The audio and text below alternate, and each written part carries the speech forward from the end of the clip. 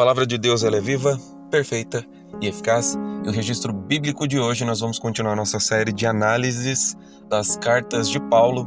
Os últimos vídeos foram as cartas de Paulo aos Tessalonicenses, as duas.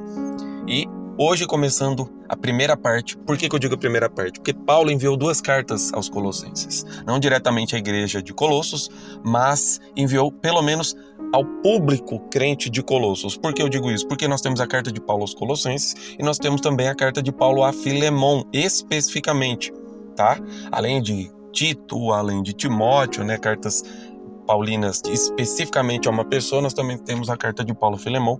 Mas antes de analisarmos a carta de Paulo a Filemon, analisaremos Colossos, porque a igreja de Colossos foi fundada por Epáfras e Filemon cedeu a casa dele para que também tivesse uma congregação cristã ali também na cidade de Colossos. Então, já ficando claro, todo e qualquer contexto, análise a respeito de Colossos, quando chegarmos à carta de Paulo a Filemon, não serão repetidos, para a gente não se estender. Então, carta de Paulo a Colossos, carta de Paulo aos Colossenses e carta de Paulo a Filemon.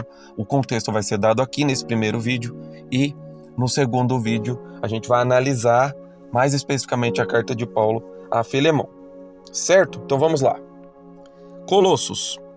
Vamos a dados importantes da carta de Paulo aos Colossos. Primeiramente, Colossos era uma cidade da Frígia, na região da Ásia Menor, a atual Turquia, na parte superior do rio Lico. Então, esse rio Lico já foi mencionado muitas vezes na Bíblia.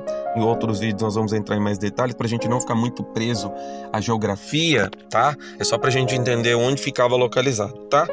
Outras informações, ficava a 120 quilômetros de Éfeso, então possivelmente a ida e a permanência de Paulo em Éfeso durante um tempo fez com que toda aquela região, porque Éfeso era a capital da Ásia Menor, então possivelmente toda aquela região foi doutrinada, ouviu a palavra de Deus, o evangelho, através da ida de Paulo a Éfeso, certo? Apesar de uma distância razoável, que 120 km para a época não era pouco.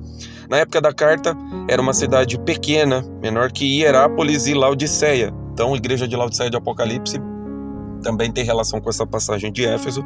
Porém, segundo Heródoto, um grande historiador, teve sua importância na época. Uma estrada muito importante comercial do Império Romano passava por lá e ligava a Éfeso, que foi mencionado inclusive por outros imperadores, por Ciro e até por Xerxes, tá? E Xenofonte, um historiador grego, importante historiador e pesquisador grego, era uma cidade muito grande e rica antes, né, do auge do Império Romano, tá?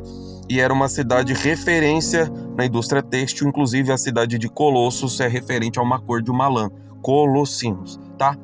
Aviso importante, nas análises das cartas paulinas eu costumo dar esse contexto mais profundo para a gente ter uma noção do que aconteceu na região, como era a região, como eram as cidades. Então, aqui eu acabo saindo do contexto bíblico porque infelizmente a Bíblia não nos relata geografia, história, política, religião das pessoas fora do cristianismo. Nós temos doutrina, nós temos bênçãos que são dadas por Paulo, admoestações, conselhos, ensinamentos mesmo da palavra de Deus, mas não temos geografia, política, enfim. Então tudo isso é pesquisado em fontes, eu pesquiso livros, sites de segurança, para a gente poder entender, porque muitas das vezes palavras da Bíblia, versículos, são às vezes descontextualizados, distorcidos e a gente acaba não entendendo.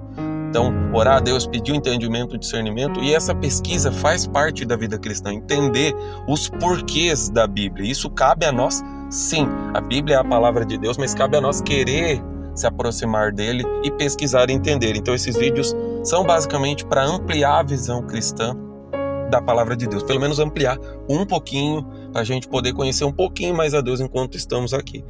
Continuando, como eu falei, essa importância de Colossos com o Império Romano progredindo, apesar de ter uma filial do Império Romano em Colossos, mas essa importância ela foi diminuindo e Hierápolis e Laodiceia acabaram tendo uma importância maior.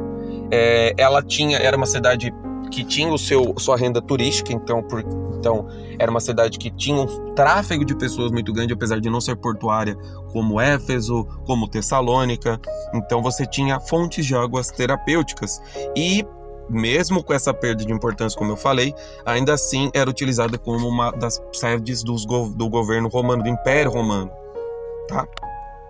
Tinha uma variada e diversificada população, e uma população que tinha sua variedade religiosa, tá? Era uma cidade cosmopolita, tinha gregos, frígios, nativos frígios e judeus, tá?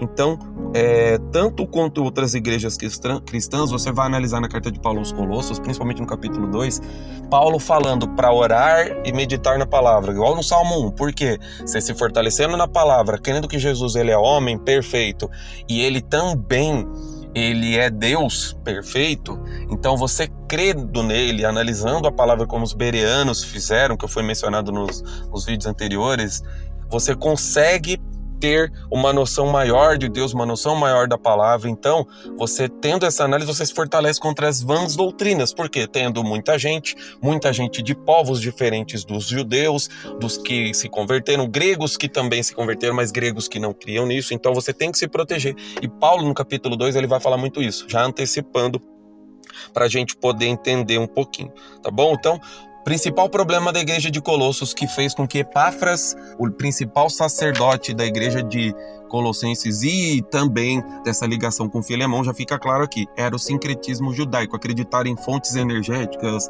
muita coisa que nós vemos nas religiões espíritas, no candomblé e na umbanda, você também enxergava nessa época, a crença na cura através das energias do mar, da água, do vento, enfim, dos elementos, só para a gente conseguir entender o problema. Capítulo 1 da carta de Paulo aos Colossenses, saudações de Paulo a uma igreja fundada por Epáfras. A conversão se deu possivelmente pela ida de Paulo, como eu falei, pelo tempo, acho que foi mais ou menos 3 anos, pelo que eu pesquisei, em Éfeso, tá? Então ele ficou ali, pregou e a palavra se propagou. E a partir daí da Éfeso, a palavra se pregou. Paulo ora pela sabedoria desses irmãos e entendimento espiritual para viverem de forma digna. Falava da plenitude do trabalho, da obra do reino, da plenitude do estado de Deus, sendo Cristo a imagem de Deus invisível, plenitude como Criador, como cabeça da igreja, a plenitude da eficácia da palavra do Evangelho, certo? Então esse é o capítulo 1. O capítulo 2, como eu falei, ele foca muito no aperfeiçoamento da palavra cristã. Então você tem no capítulo 2, ele fala para buscar tesouros do conhecimento, ou seja, na palavra principalmente, e no trabalho do reino como uma grande luta, para ter essa riqueza, buscar essa riqueza da palavra no Evangelho, tomar cuidado para que ninguém engane com as vãs doutrinas. Muitos, inclusive, criam que Cristo não era Deus, que ele era apenas um homem, um grande profeta, então isso descredibilizava a morte e a ressurreição de Cristo. Tomar muito cuidado com isso. Até tem passagens que falam que se somos radicados, edificados e confirmados na igreja, nós devemos acreditar, e esses ensinos eles não edificavam, porque se nós não acreditarmos que Cristo era homem, que Cristo era Deus e que ele morreu e ressuscitou tudo por nós, o trabalho do Evangelho estava perdido.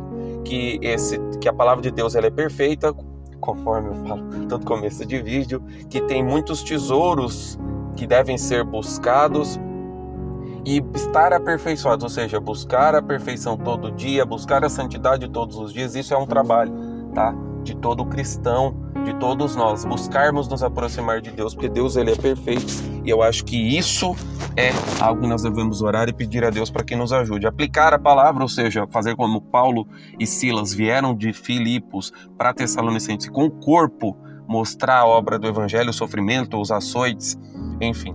No capítulo 3, ele faz a continuação com o capítulo 2, ele fala que nós morremos e ressuscitamos em Cristo, que para os rudimentos do mundo isso não faz muito sentido, então toma cuidado. Então nós fomos sepultados a partir do batismo e morremos para o pecado, para nos livrarmos desses rudimentos do mundo, das coisas que hão por vir. Então nós temos que buscar as coisas do reino, as coisas eternas, e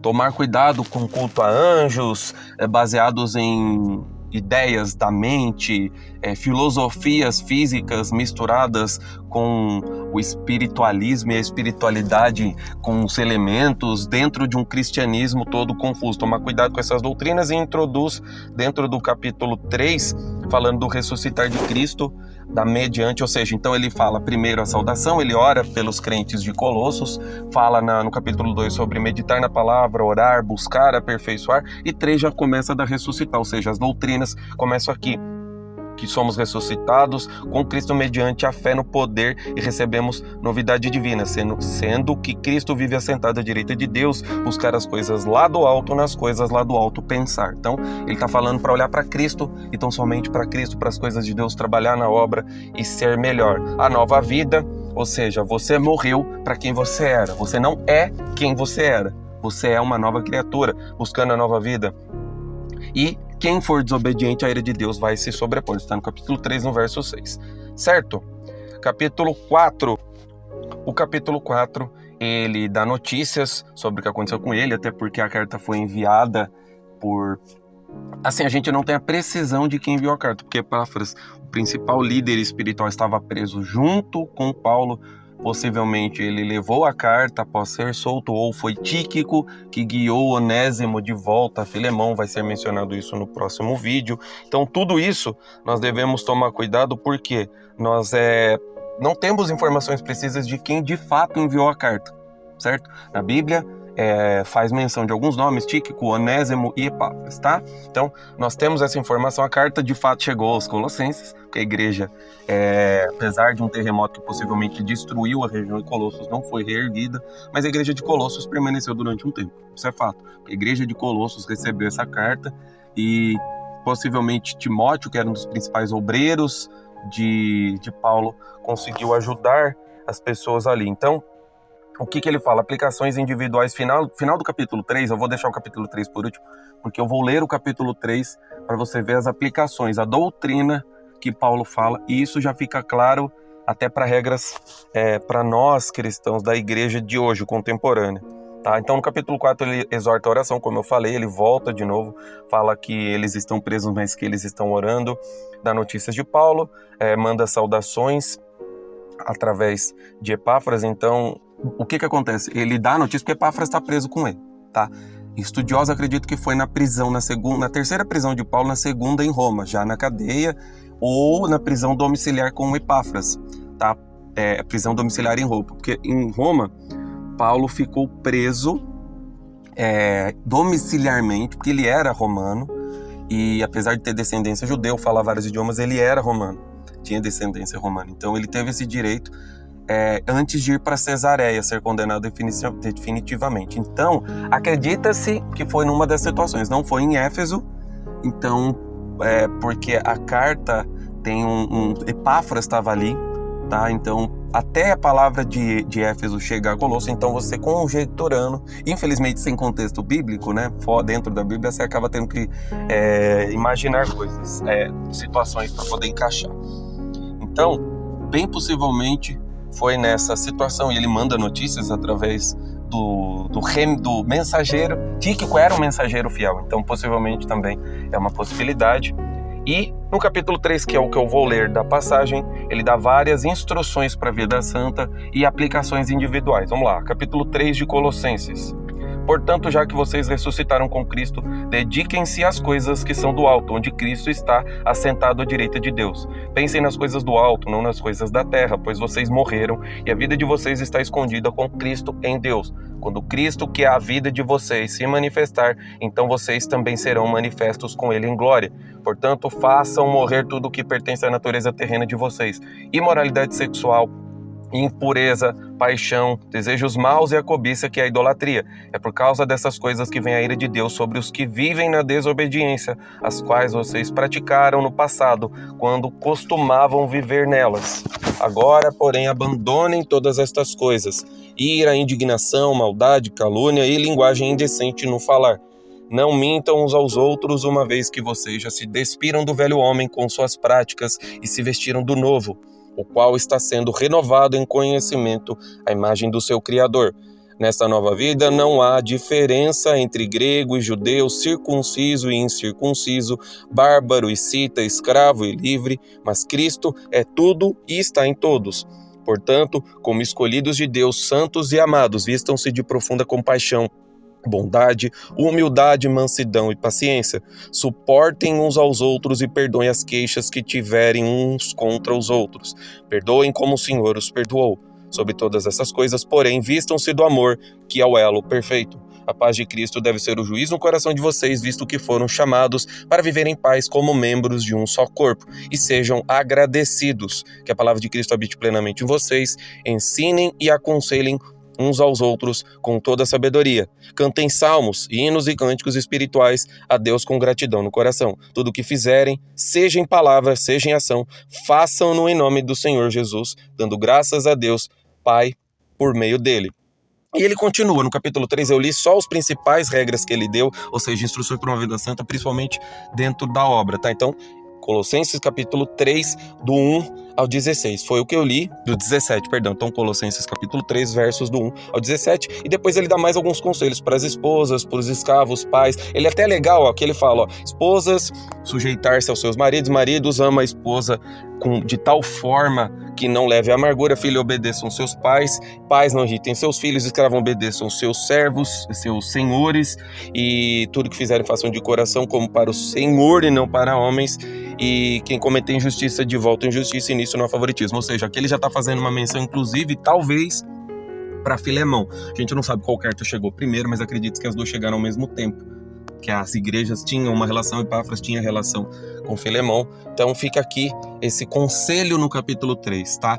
Basicamente as cartas de Paulo têm uma saudação inicial, no caso Colossenses principalmente, Tessalonicenses, para já marcar que é a carta de Paulo. Aí você tem no capítulo 2 alguns avisos a respeito do que a cidade passa e do que fazer, ou seja, ele foca muito mais na solução do que no problema. E no 3 praticamente é um resumo do que ele falou na carta inteira. O 4 é basicamente notícias, é uma comunicação mais informal. Então essa é a toada, é o ritmo das cartas de Paulo. Espero que tenham gostado. Semana que vem temos a análise da carta de Paulo ao Filemão. Deus abençoe a todos.